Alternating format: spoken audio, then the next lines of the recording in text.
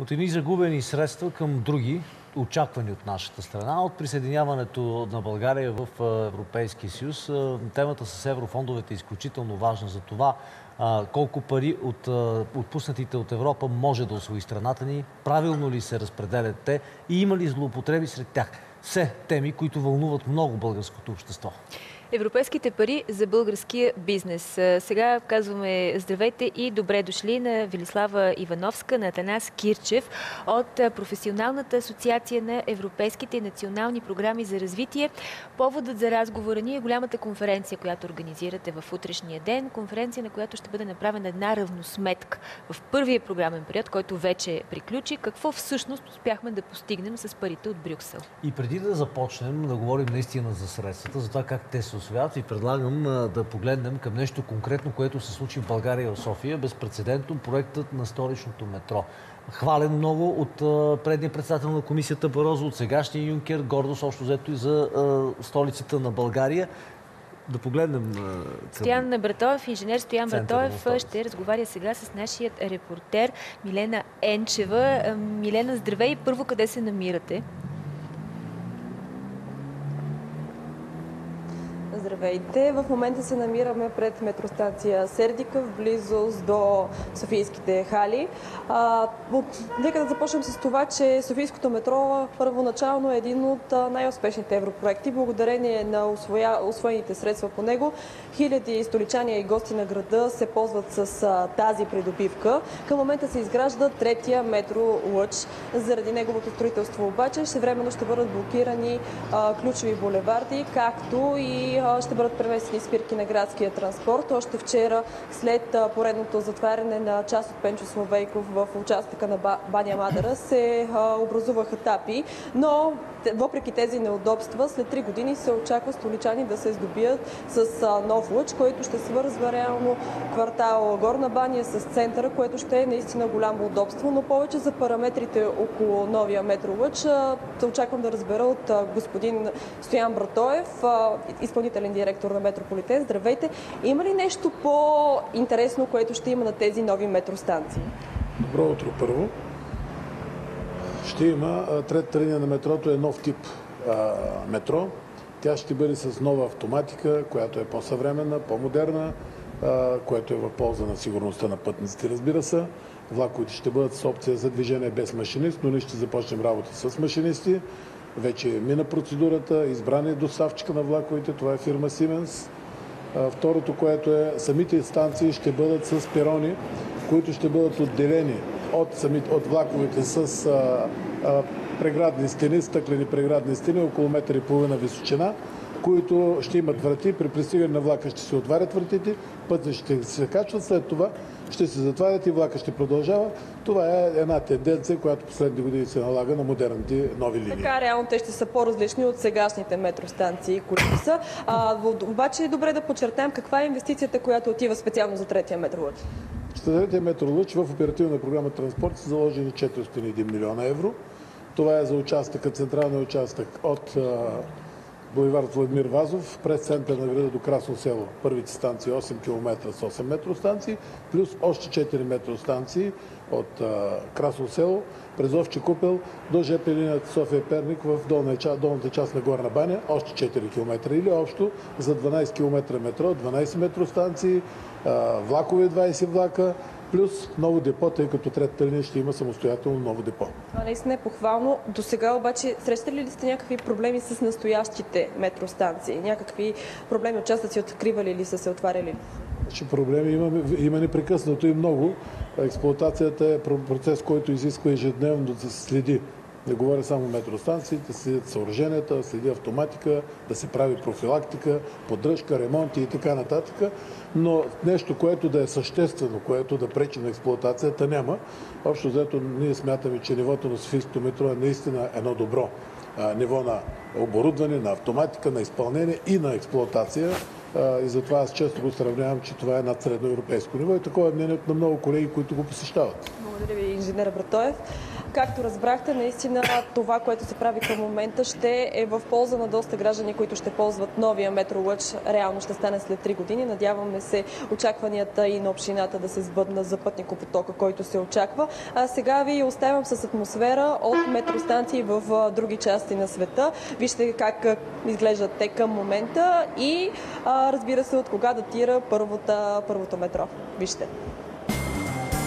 Столичани се возят в метро от сравнително скоро. Софийската подземна железница функционира от 1998 година. За сравнение, други нации се ползват с тази придобивка вече повече от век. Първата метролиния в света е построена през далечната 1863 година в Лондон. Тя обаче е била дълга едва 5 км.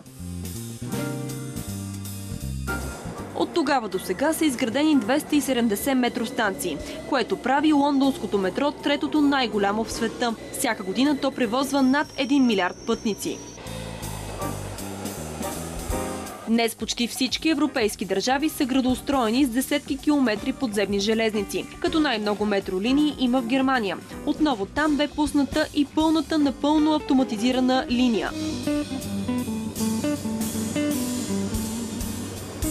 След доказването си като едно от най-ефективните превозни средства, метрото се превръща в средище за арт-прояви. Част от станциите в Мюнхен са напълно изчистени, други обаче изобилстват с художествени творби. Сюрреалистичният подход е главен мотив, когато става дума за метрото в Китай. Този тунел преминава под местна река и от гледката може да ви се завие свят. Не води до трето измерение, а свързва двата края на Шанхай.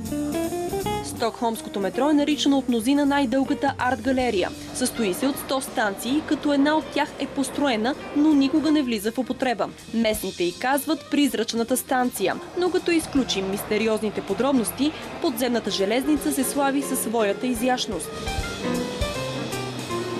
Софийското метро също може да се похвали с впечатляваща скулптура, а то тепърва предстои да се разширява. Целта на европарите е да се приличаме на тези страни, които видяхме сега. Най-опростено казано, но истина. Метрото действително е един от най-успешните проекти, реализирани до голяма степен и с европейско финансиране. Какво обаче може да кажем за всичко останало? Каква е вашата оценка първо? Как се справихме в първия програмен период? Последните данни за усвояването на средствата виждаме, че между 96 и 7% са всъщност процента на усвоените средства, което аз изпомням моя предишни участие в това студио, което бях доста по-песимистично настроен. Предричах по-голям процент на неусвояване. Но по-важен въпрос е не колко, а как сме успели. Всъщност точно това исках да кажа, че след като отпаднаха вече въпросите, въпросът колко е ясен, почти всичко ще бъде усвоено. Остава следващия въпрос за ефекти. Ефектите първо ще ги измерваме. Всъщност в някои сфери ефектите са видими, като в сферата на метрото, тъй като това безспорно е едно голямо постижение. Ако не бяха европейските средства, със сигурност метрото нямаше да бъде това, което е. Стои по друг начин въпроса с ефекти в другите сфери, например в сферата на конкурентоспособността, в сферата на човешките ресурси. Там ефекти ще бъдат измерени и ще бъдат осезаеми, надявам се, в следващите няколко години. Добре, обаче пак нещо като че ли забива в един момент, буквално казано, защото се наложи едно спешаване, едно ударно усвояване от средата на миналата година на евросредства. Беше... Особено по две програми околна среда. Околна среда всъщност е големия пробив в предния програмен период. Може би сме съгласни всички, там бяха И за регионалното развитие, това беше втората... Да, всъщност всички инфраструктурни програми имаха проблем с забавяне. Може би изключение на програма транспорт, която метрото и магистралите поеха доста добре още в средата на периода. Това в някаква степен е нормално, тъй като винаги първите няколко 2-3 години по инфраструктурните програми са период на подготовка. И традиционно не само в България, и в други страни в последните 2 години на периода, т.е. 13, 14 и 15, последните 3 години винаги експоненциално се засилва усвояването, което е нормално. Разбира се, това поставя под много голямо изпитание способността за усвояване и въобще под риск средството, но за радост, в крайна сметка, нещата са положителни. Всъщност, тук трябва да кажем как бизнеса усети предния програмен период, защото голяма част от средствата, разбира се, влизайки в българската икономика, са за именно бизнеса, толкова важен за излизането от рецесията на нашата страна. Ами точно това е и акцента на нашата голяма конференция, която организираме съвместно с Българската стопанска камара утре.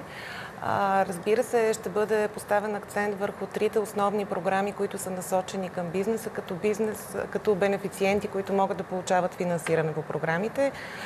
Това са програма развитие на човешките ресурси, програма иновации и конкурентоспособност и програмата за развитие на селските райони.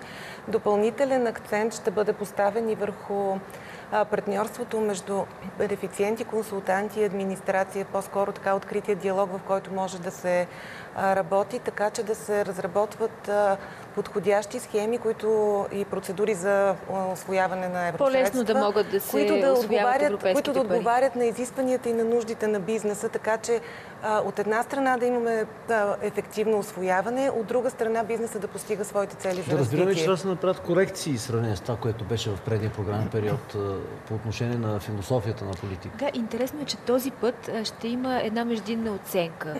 Изискването е да има реформи срещу парите, които получава всяка една от страните членки. Би трябвало, разбира се. Най-логичното е действително така да се процедира, но в първия програмен период не стоят. Вие говорите по-скоро за така наречените предварителни условия. Предварителните условия са серия от макроекономически изисквания, както и спазването на някои стратегически документи. Да, наистина има такива. Едно от предварителните условия, например, в сферата на конкурентоспособност, беше да има приета ясна стратегия за иновационна стратегия за интелигентна специализация. Такава стратегия има и в този смисъл вече, например, цялата дейност в сферата на иновациите се подчинява една стратегия. Доколко тя е качествена, доколко ще има реални ефекти, първа предстои да видим, но поне са очертани тематичните сфери, в които българския бизнес има потенциал да се развива в областта на иновациите и именно те ще бъдат подкрепени сега. Това е, например, разлика от предишния период, в който нямаше концентрация в области. Има, разбира се, доста други подобрения, например, в частност по конкурентоспособност, доста по-ясни критерии за оценяване, доста по-фокусирани с оглед постигане на целите на политиките. Какви са шансовете бизнеса да още по-добре да успее да разшири своята дейност с парите от Европа? Аз съм не само оптимист, аз вярвам твърдо, убеден съм, че този новия програмен период значително по-добри стават шансовете на бизнеса, на добрите фирми да получат добри пари за развитие. На финал, вашето очакване?